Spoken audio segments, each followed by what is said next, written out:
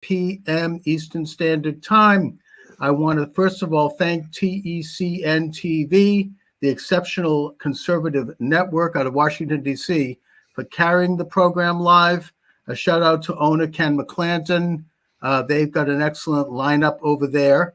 And if you'd like to chat, of course, you could do that at rumble.com/Moskowitz. My guest is Dr. E. Michael Jones. He's the editor and publisher of The Culture Wars. He's the author of a whole shelf of amazing books, including Degenerate Moderns, my favorite, The Jewish Revolutionary Spirit, Libido Dominandi, and more recently, Logos Rising. Dr. Jones, thanks for joining me as always. Thank you, Charles. Good to be here. Okay, so I want to start out right out of the gate by talking about the late Pope Benedict XVI, Father Joseph Ratzinger. He held the office of Pontiff, which of course is the world's oldest religious office. According to the Talmud, it goes back to the days of King Solomon. So Pontifex Maximus, founded in the ancient kingdom of Rome. And he had some interesting observations with regard to Jewish-Catholic relations that are published posthumously. So let's start with your commentary on that. Well, I think before we get into the last book, we need a little background on Joseph Ratzinger. He was born in 1927, right at the beginning of a momentous period in German history. He was, as a teenager, by the end of the war, he was inducted into the army in an absolutely hopeless position. A gun that probably wouldn't fire. It was just a way of getting killed. He survived miraculously, but even more miraculously, he was captured by or surrendered to Patton's army rather than Eisenhower's army. If he had surrendered to Eisenhower's army, he probably wouldn't have survived, or chances were a lot slimmer. Mm-hmm. Patton basically did not hold any grudges against the German people, treated them like soldiers, and they were let go by the let's say the spring of 47, he's back in the seminary. But unfortunately, the rest of Germany was not doing so well at this time, because this was the winter of 46-47 is known as Das Hungerjahr in German history. And this was largely as a result of the Morgenthau Plan. Mm-hmm. Yes. Franklin Delano Roosevelt's Jewish Secretary of State was determined to deindustrialize Germany, and with the understanding that Germany could not feed itself without industry, and that 20 million Germans would die.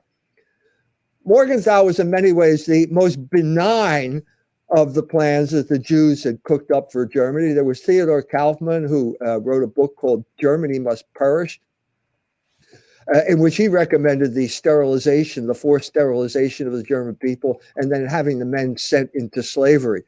Louis Neisser, another Jew lawyer, also had similarly draconian understanding of this, the way the Germans should be treated.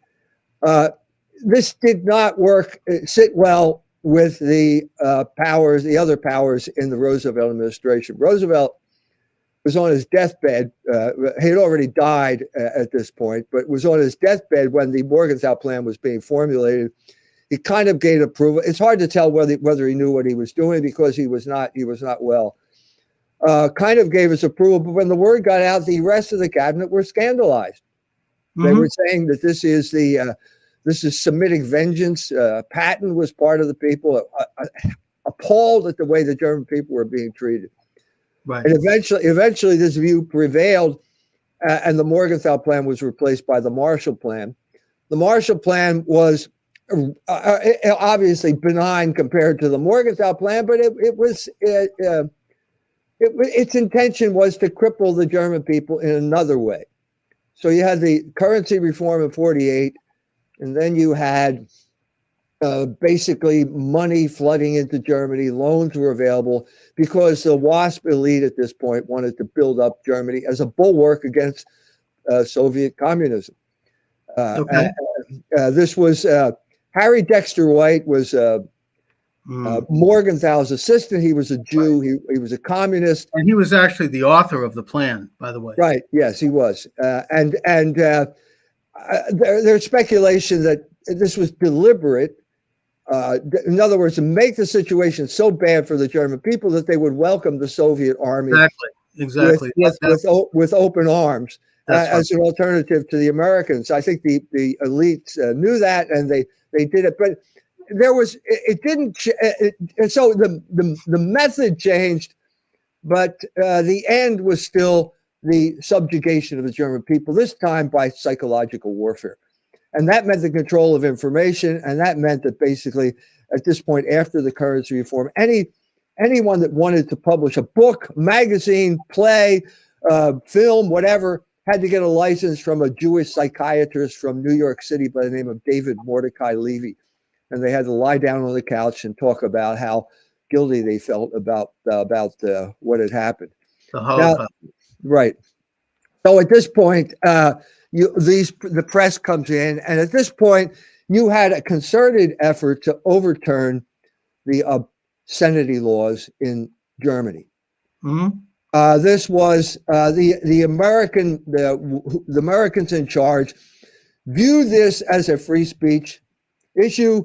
The Germans, in particular, the de facto head of the Catholic Church in Germany, the Cardinal Frings of Cologne, reviews it as an attack on the moral fiber of the German people. And they had their own organization, the Volkswahrtbund, which was analogous to the Legion of Decency, which is the group that imposed the production code on the Jews in Hollywood in 1933. So they're exactly analogous. Both of them were agents of the Catholic Church. And so they started a battle on what they were calling Schmutz und Schund, basically filth and smut. And there were, Frings basically stood up for the German people. He said, during the depths of the Hungerjahr, 46, 47, he said, you can take money. You can take food if there's a warehouse there and your family is starving. You can take coal from the coal train if you don't have enough heat, and it's not theft. And now all of that zeal was dedicated to fighting obscenity. Now, problem here is that Frings is an old man. He's old. He's born in the 1880s. Okay. And now he's getting older. And at this point, the church announces there's going to be a Second Vatican Council, and he's got to go. And he needs help. First of all, he's blind. Okay. He can't see. He's fragile. And so he goes to this lecture in 1959 by the rising star of German theology is Joseph Ratzinger. Mm-hmm. Gives a speech, impresses the hell out of Frings. Frings says, I want you to go to Rome with me. You can be my peritus. You can be my assistant. So he goes there. And at this point, you had one of those biggest changes in the history of the church in the 20th century. Because when he showed up there was a plan, and it was written by Cardinal Ottaviani, who was the right-hand man of Pius XII. And he was as old as Frings.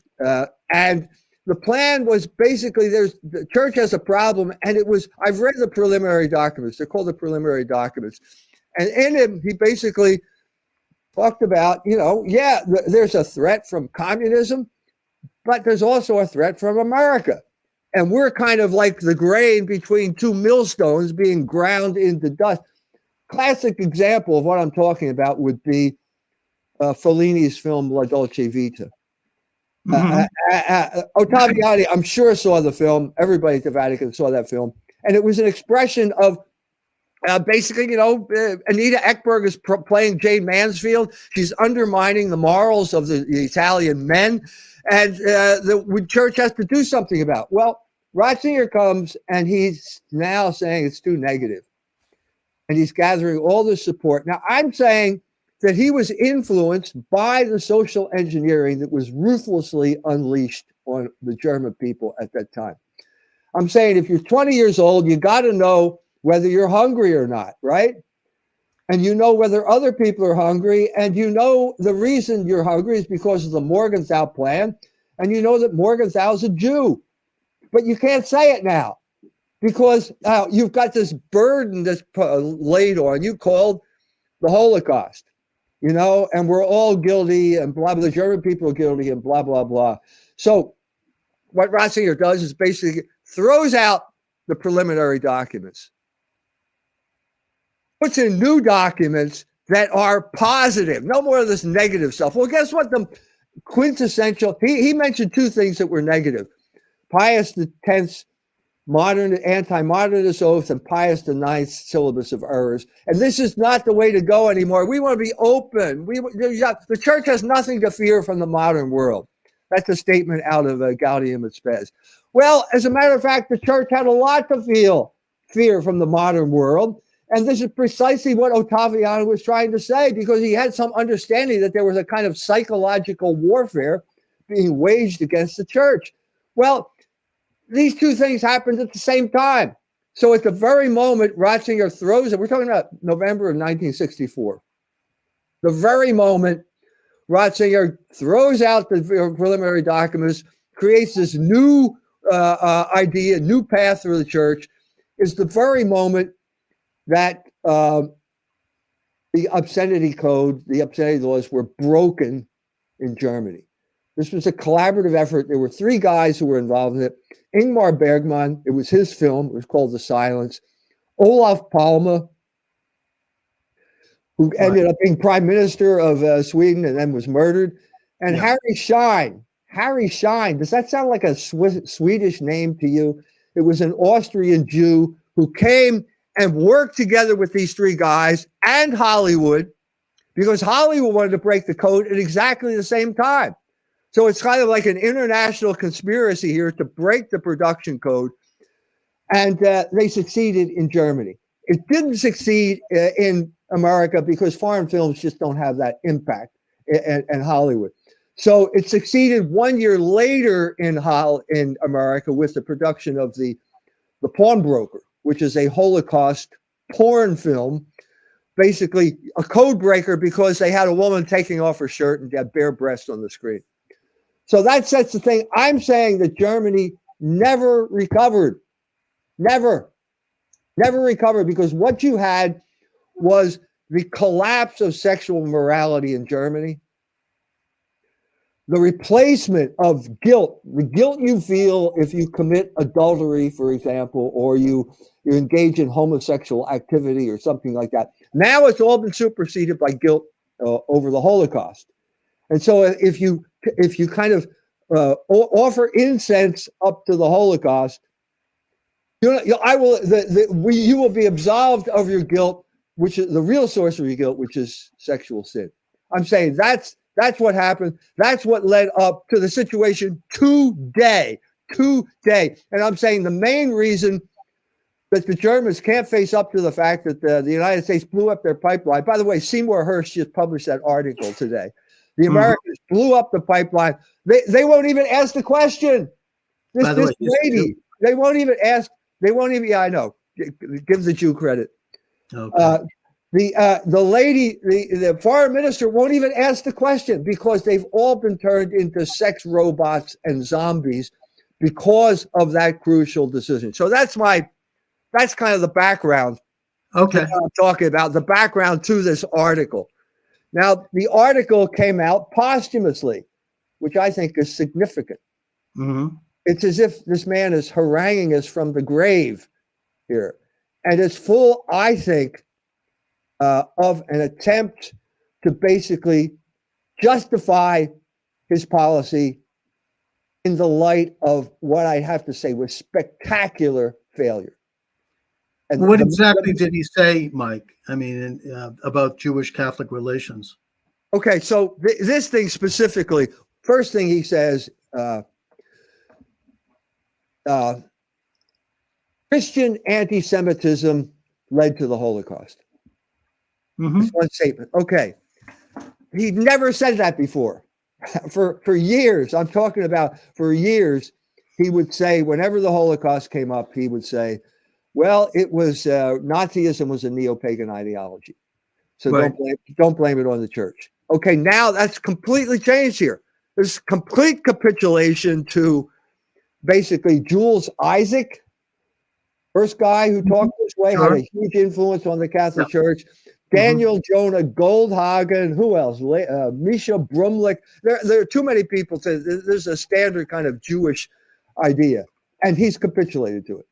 Okay, Michael, let me just get in a little bit here. First of all, the Morgenthau Plan was presented at the Quebec Conference in November of 1944 by Harry Dexter White. Morgenthau was one of these nincompoops. He really didn't know what was going on. He was a friend of Roosevelt, but it was really Harry Dexter White who was the brainchild behind that plan. And he had been identified later by several people, including Whittaker Chambers, as a communist operative inside the Roosevelt administration. I would argue that the plan was to pasteurize Germany so that the Soviet Union could walk in and take over Europe. Yeah, I agree with you. I think that was. And also, it was never implemented. It was rejected immediately by Congress and by anybody who had a half a brain and saw that this was completely wrong and to be rejected. Now, as far as Father Wait a minute. Stop. It was implemented.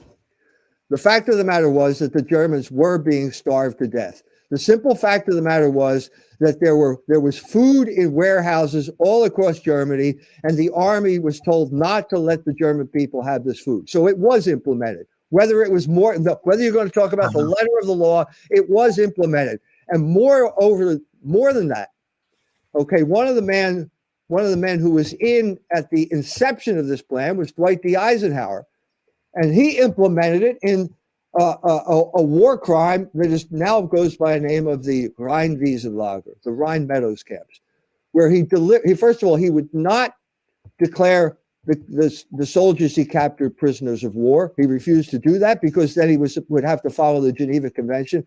He put them out on these meadows, put a fence around them, and simply let them starve to death. The controversy here is how many starved to death. There's no point in getting into that number. Bach says it was 1 million. People say a number of areas, but there's irrefutable evidence that Eisenhower did do this. He was in on the beginning. This was an implementation of the Morgenthau Plan. Okay, I mean, look, after the war in Europe, there was not a lot of food, and there was pretty much starvation throughout Europe. Eisenhower may have implemented aspects of it temporarily because I think he was concerned about making sure that the Nazi movement didn't reemerge in Europe. I mean, it's easy to second guess in retrospect, but I want to bring things up to Father Ratzinger. I view his comments, from what I've heard, as proof that there is a God. I think that this shows God's agency on earth because he softened the heart of the Pope toward the Jews.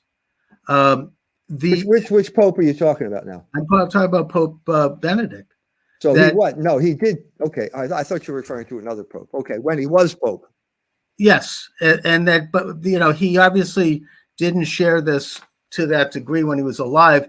Now, was Christian anti-Semitism responsible for the Holocaust? No, but it was part of it. There was a certain level of involvement in it. This idea that the Jew is collectively to be condemned because of alleged involvement in the execution of Jesus 2,000 years ago. I would argue that his views on Judaism are a miracle. I mean, I think that this is good coming out of evil. The Torah gives us the story of Joseph, and that his brothers threw him into a snake pit, which was evil, and they wanted him killed. There's a series of events in which he ends up becoming essentially prime minister of Egypt, saves the Egyptian people, and saves the children of Israel by the brothers going down to get food and realizing that it was their brother, and they threw themselves on the ground. And he said, look, out of evil came good. God has a way of converting evil events into good events, and this is what's happened. Now, the good events coming out of the evil, which was the Nazi Holocaust against the Jews, I would argue were two things. The first one, and you obviously, I don't think you agree with me on this, was the ingathering of the exiles and the establishment of the Jewish Commonwealth in 1948. The second thing to come out was the fact that the Roman Catholic Church, which had been, I don't want to say an enemy, but it had been anti-Jewish up until that point, had a change of heart And I think that came about because of a sense of guilt. Not that they were involved in guilt for the Nazi Holocaust. They weren't specifically. In fact, they saved a lot of Jews, actually, by helping bring Jewish children into convents and probably saved up to 1 million Jews. They did a lot more than other churches and other nations. But I think there was a sense that this idea of collective guilt and that, you know, seeing the Jew as evil, that this did play a role and that this was wrong. And so thus I think that Pope Benedict was expressing a sentiment that was originally found and expressed in the Vatican II and by Pope John the 23rd, who, by the way, saved a lot of Jews when he was the cardinal in Romania. And so I look at this as miraculous, frankly. Yeah, well, first of all, I agree with you. I agree. It's obvious the state of Israel was a result of what happened in World War II. Whether you think it's a good thing, I think it's a bad thing. But the other thing is that I'm agreeing. Yeah, we're both saying that something happened in Germany at the time. I'm trying to contextualize it by saying it was social engineering, and I'm trying to say that basically the church was anti-Jewish. There's absolutely no question about it. Yeah, exactly. From the beginning, it was anti-Jewish, but the church has never been anti-Semitic. It cannot possibly be anti-Semitic because anti-Semitism is a racial term, okay? And it makes absolutely no sense whatsoever. It cannot explain what happened at the time of the crucifixion because basically at that time, everyone had the same DNA. It was a civil war among the Jews over the identity of Jesus Christ. So you have to eliminate the whole idea of racism and anti-Semitism. It doesn't make sense. So if you want to say, now this is precisely the problem here, because this is the sleight of hand that got imposed on the church. In Nostra Aetate is the document on the Jews. And in that document, the church says the church opposes all forms of anti-Semitism. Mm-hmm. I've just told you there's no such thing as Christian anti-Semitism. But what I'm trying here is they proclaimed this in a document and they didn't define what they were talking about. Now, if you're talking about the church is anti-Jewish, I agree with you. If you're saying it's anti-Semitic and you don't define the term, then you're putting a burden on the church known as, let's call it what it is, the ADL. So what are you saying? That the church now has to, whatever the ADL says is anti-Semitism, the church has to follow that? No, that's preposterous. And that's precisely the problem. It comes down to a definition of this term. That's the problem. And you can't. So when Ratzinger says Christian anti-Semitism, he's completely capitulating to this social engineering construct and laying a burden on the Catholic Church, the entire Catholic Church, which is a big operation. Like my nun friend from Kenya, what did she have to do with the Holocaust? Nothing. But now she's got this burden on her because of this basically misinterpretation of a document that never clarified one of its fundamental terms. Well, look, I mean, you're quite right, Dr. Jones, that the term anti-Semitism was coined in the late 19th century on racial terms by this, this German Enlightenment figure, Wilhelm Marr. Wilhelm Marr. Thank you.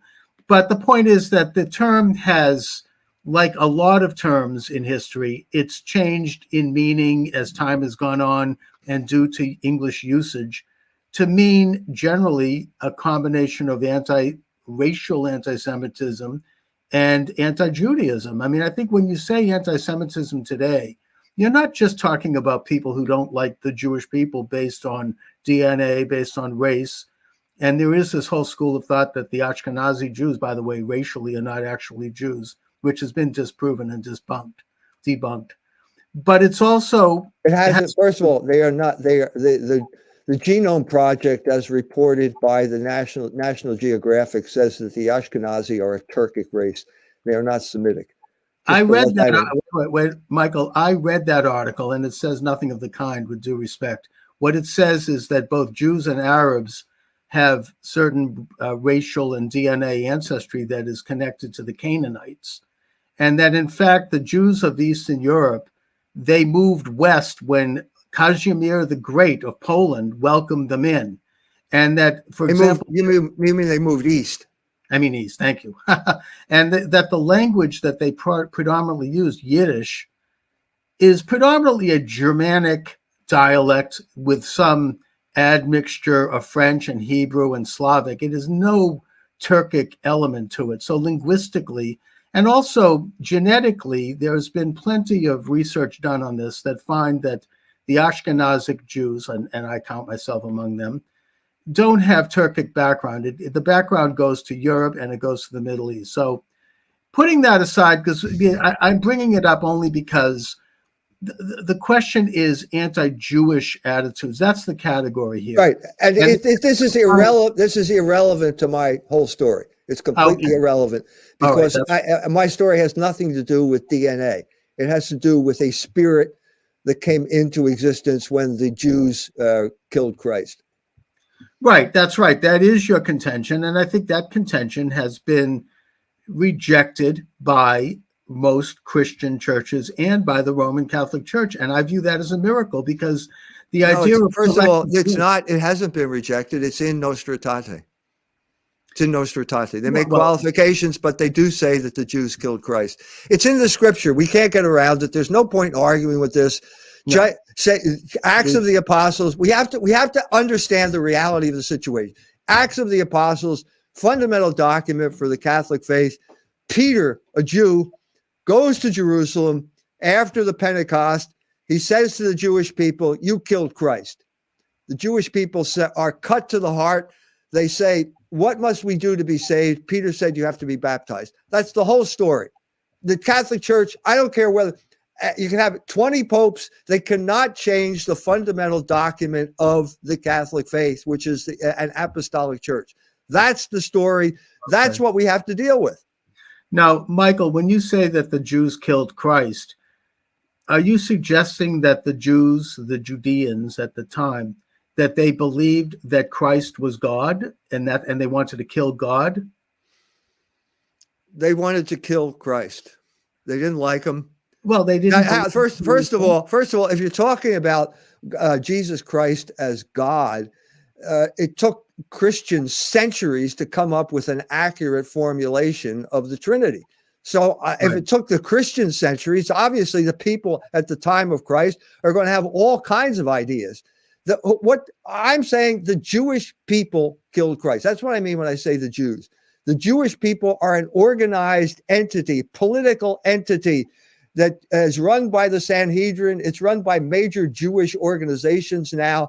It's a political entity that mobilizes the Jews. It doesn't mean that every single Jew shouted, "Crucify him." This is obviously not the case. The Blessed Mother did not shout, "Crucify him."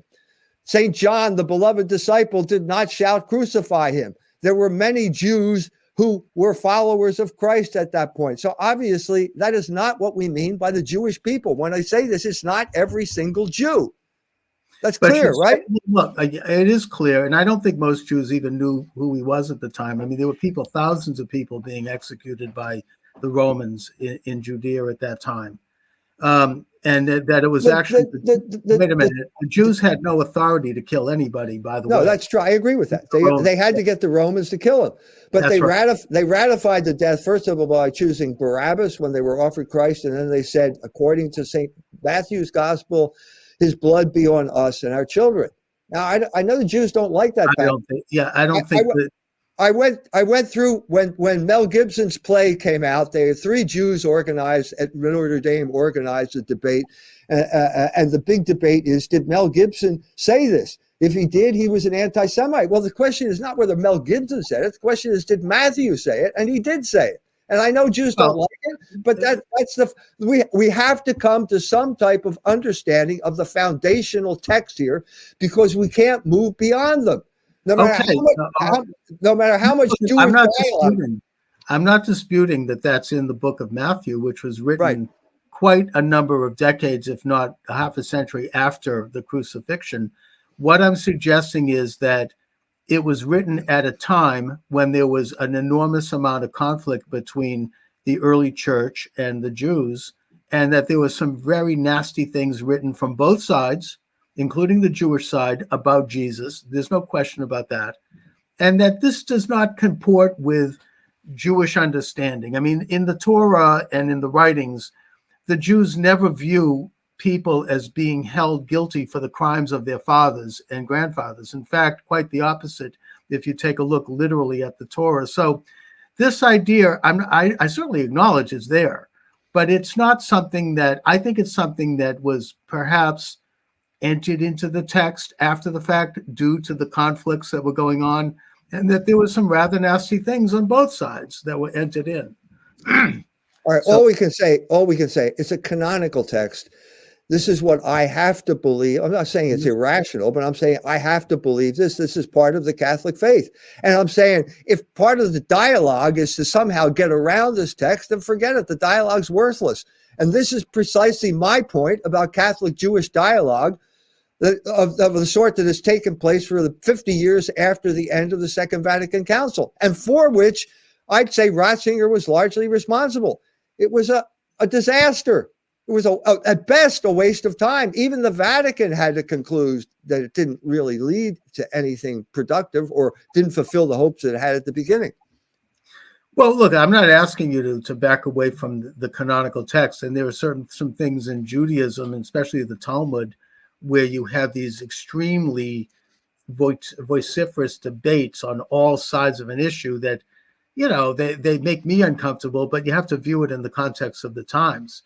And that I think that, to say that a group of people 2,000 years later are to be condemned for this is just it's wrong, and it's against the principle of collective guilt, which is a Torah principle.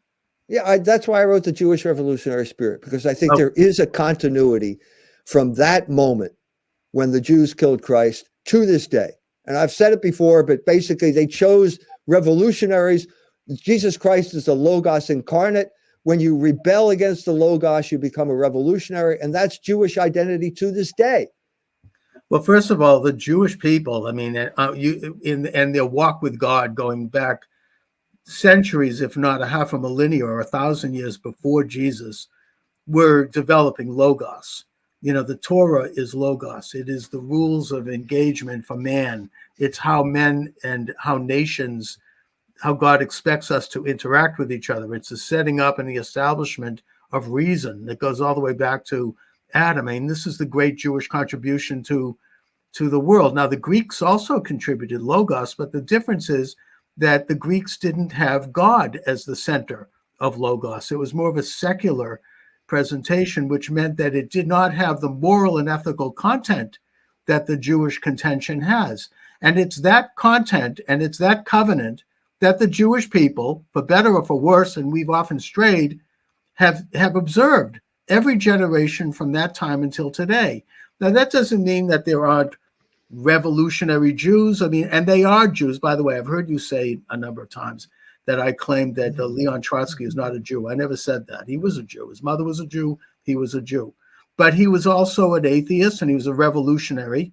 And he was, I would suggest, heretical toward Judaism in the same way that maybe Jan Hus was heretical toward Catholicism. Look, I agree with you. If by Judaism you mean the Torah, you're right. But the problem now is you've got 400 Jewish organizations saying abortion is a fundamental Jewish value. That is not compatible with the Torah. So what you have here, look, if the Jews were faithful to the Torah, we wouldn't be having this discussion. That is precisely the problem. It is precisely the problem that Ratzinger fell into, this illusion that somehow today's Jews are Torah-worshiping Hebrews. They are not. They are revolutionaries. Gay marriage, abortion, pornography, and so on and so forth. These are the things that the Jews are promoting now, and that's not the Torah. Some Jews, and also I would take issue with you on your claim that 400 Jewish organizations have said that abortion is a Jewish ritual or a Jewish rite. What they have said. Claim what? The number or the fact? The number? Let me explain here. What they have said, with the exception of a couple of radical outliers, which I'll grant you, is that they believe that a woman's right to choose an abortion is important. They didn't say that. They weren't endorsing abortion itself. They weren't saying that. They weren't condoning abortion. And by the way, Jewish law, it's more liberal than the Christian presentation. I agree. It's not at conception. It's at 40 days, which is the years of wandering in the desert. And that was a consensus that was arrived at in the Middle Ages by a group of rabbis who met for several years and debated this issue. But Jewish law nevertheless says that abortion is not permitted unless the life of the mother is at risk. And so maybe we are a little bit more liberal in that way than the Roman Catholic Church, which views life beginning at conception. But it doesn't mean that we're condoning abortion, and that these organizations, when they said that a woman's right to choose is another matter, they weren't condoning abortion any more than Mario Cuomo was condoning abortion, and Nancy Pelosi were condoning abortion when they said that they recognized a woman's right to choose, even though it ran against their principles as Catholics. First of all, Jewish law, whatever it is completely irrelevant. It's majority rules here. You've already said that Trotsky was a Jew. Trotsky was a Jew. He had contempt for Jewish observance. That's exactly the situation we're in right now. You're talking about the majority, as far as I can tell, of Jews who hold the Torah in contempt. They're no less Jews than you are. Look, they're no less Jews than you are. I had this experience here at met a professor, Jewish professor at IUSB, the Indiana University here in town.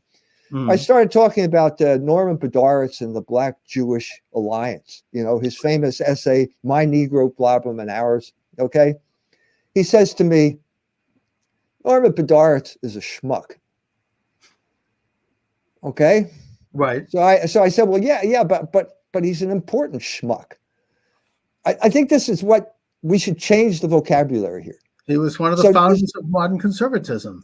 So what I'm saying here is, don't say he's not a Jew, or don't say he doesn't represent Jewish law or whatever it is. Just say he's a schmuck, and then we can proceed that way. I'll concede that. You can argue that he's a lousy Jew, basically, because he's not really a believer. A lot of these people don't believe in God. No, he's a very good Jew. A devout Jew supports abortion.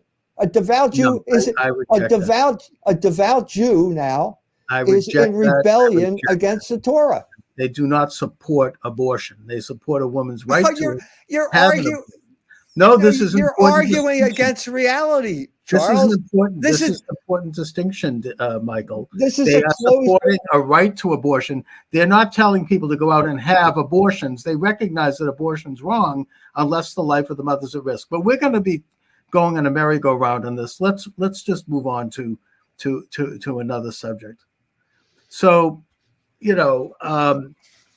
look, I mean, I would tend to agree with you that most Jews are liberal today, and they have forgotten the walk with God. This has been a struggle within the Jewish people since the days of when they set up a golden calf at the foot of Sinai, at the moment when we had reached the highest level of spirituality. But it's also a microcosm of the same struggle between all of humanity. I mean, the Roman Catholic Church today, most professing Catholics are probably liberal, although the Catholic Church has an advantage over Judaism in that you have a pope and you have a college of cardinals, and you have a structure. So you can't just go out and make it up. You have to, in a sense, it's well defined. Although I kind of wonder about the present pope, quite frankly, right, and whether or not he's actually Catholic. But that's not my business. The point I'm making is that Judaism doesn't have that kind of internal structure. So you have, I agree with you, more vulnerability toward this kind of corruption and this kind of heresy. And that I think that largely, at least in the American faith, the left has taken over the high ground of our institutional life. And I think that's changing. I think there's a Jexit movement. I'm actually writing a book right now about it. The exit, the Jewish exit, the American Jewish exit from the left. in that we are again becoming aware of our basic values of Judaism, and what it is that made Judaism a vibrant and dynamic force for good in the world. And that is, I think, the backbone of much of the morality of the world. The belief in All right, faith. let me try and explain it as I see it. Okay. You have existence and you have essence. Okay, they're two different things. So you can say dogs have four legs, and I can say no, that's not true. I just saw a dog that had three legs. Does that mean it's false to say dogs have four legs? No, that's essence, and the three-legged dog is existence. You understand what I'm saying? So when it comes to the Jews, the essence, and I think this is what Ratzinger would say, the essence would be the Torah. This is your identity as God's chosen people. Indeed. Now, does that mean you have to follow that? No, yes. You don't. No, you don't, because you have free will.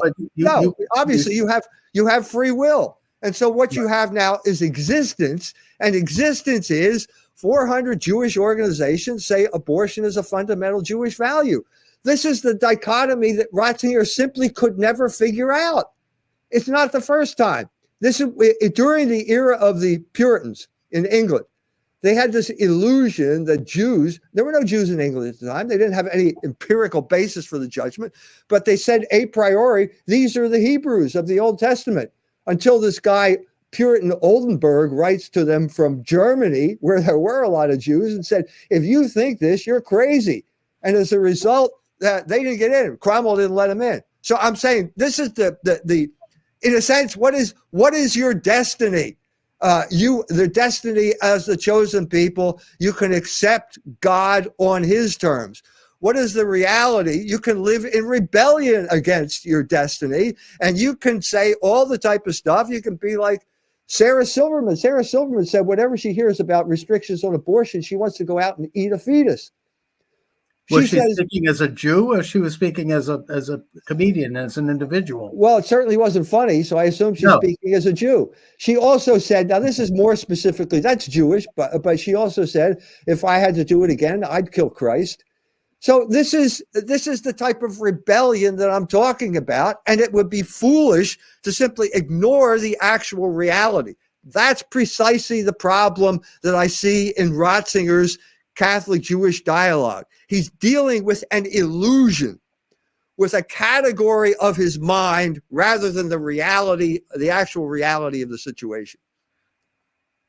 Well, I mean, look, the reality of the situation, as I just said, is that the predominant controlling element within the Jewish faith, at least in the United States, is liberal, left-leaning, atheistic, amoral. It's not, they have forgotten the mission, the method, the actual essence of the Jewish faith, which is the covenant of Sinai, the covenant of Abraham, Isaac, and Jacob, the belief, the walk with God, and all of the moral and ethical precepts that accompany that. That's the essence. That is still the strain that survives. That has not gone away. That is still actually growing in many ways, I think, both in Israel and in the United States. And that hopefully in the future, people like Sarah Silverman are going to be the outliers. It's not going to be an easy thing, but I think that Jewish men and women are waking up to the true nature of their belief. And their essence, and that should be supported. Well, from your mouth to God's ear. And then if the Jews all follow the Torah, we won't have any problems. But right now, we have a problem, Houston. We've got a problem because these Jews are making everybody's life miserable. And there's going to be a reaction. It's building already. And whenever it builds, there's another press release from the ADL, spike in anti-Semitism. Well, maybe they should look into Jewish behavior. Has that ever occurred to these people? Maybe the main cause of anti-Semitism is Jewish behavior. Have you thought of that, Mr. Greenblatt? Before you start denouncing, look at what this guy just did with Kanye West and Kyrie Irving. Alienated huge numbers of black people for something that was at best insignificant. I'm talking about Kyrie. I get it. And I agree. I don't recommend the ADL, but look, you like to talk in categories, Yes, I Dr. do. Jones. And you're talking in, I think, what is a weaponized category of anti-Judaism. But putting that aside, the point is that by focusing on the liberal Jews as being the problem, I think you're actually playing into the hands of what actually is the broader category. Now, I know that the word communism is outdated, and I think every generation has had a different word for it. But I think that today, the more significant category is this sort of internationalist oligarchy movement, as exemplified by the World Economic Forum and Davos and the transhumanism and kind of the people that were behind the mechanisms around the pandemic and the election steal and a lot of other things that we can't even discuss because of the censorship.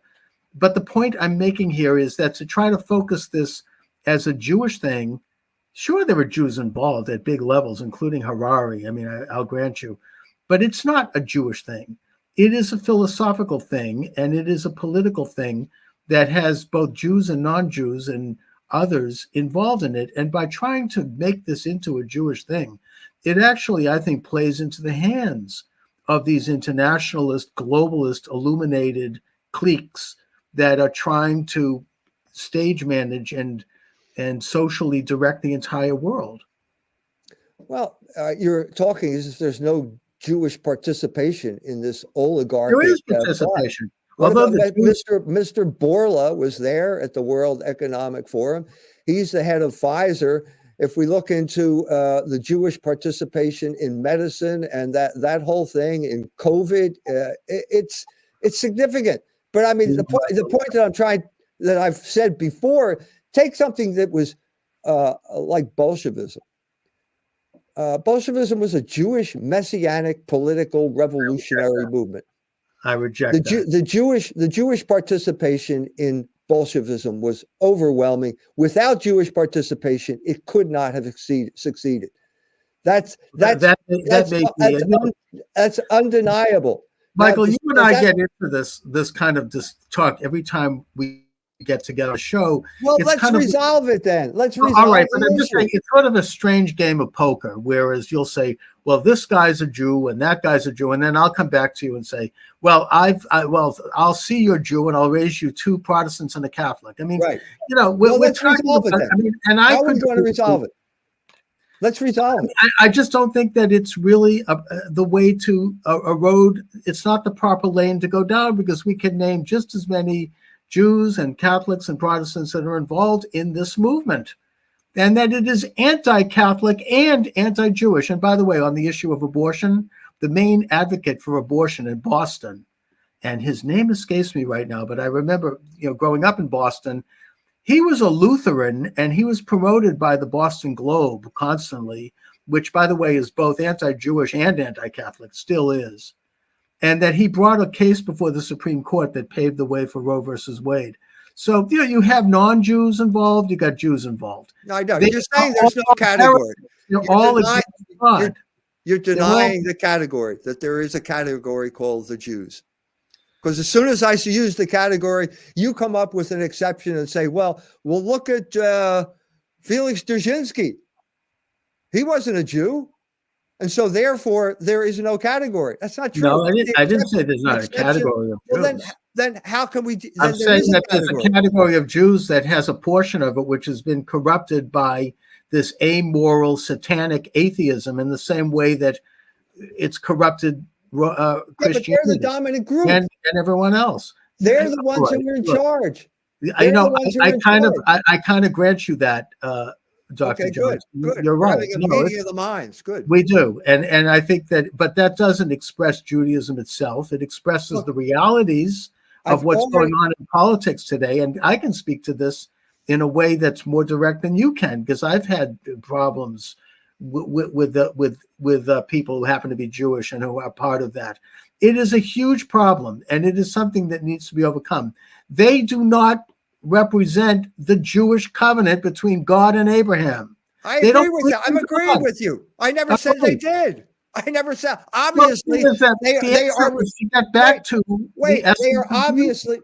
they are obviously in rebellion against the Torah, the Word of God. Obviously, we agree on that. Against But they Judaism. are.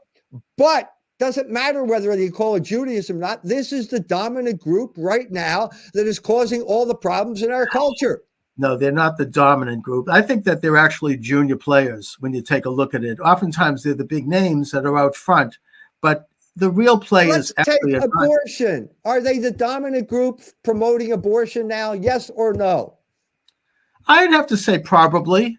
And I would again say it's Good. not promoting abortion, it's promoting abortion rights. We don't want to go, I don't want to requibble that. But look, I mean, the dominant group is neither Jewish or Christian. It's this atheistic, amorphous entity that really is responsible since World War I. I mean, going back It's not for amorphous. centralizing the world. It's not. Look, let me. I trace it back to Cecil Rhodes look, and the British let me Roundtable. let me talk to you from a Catholic perspective, since that's what I am.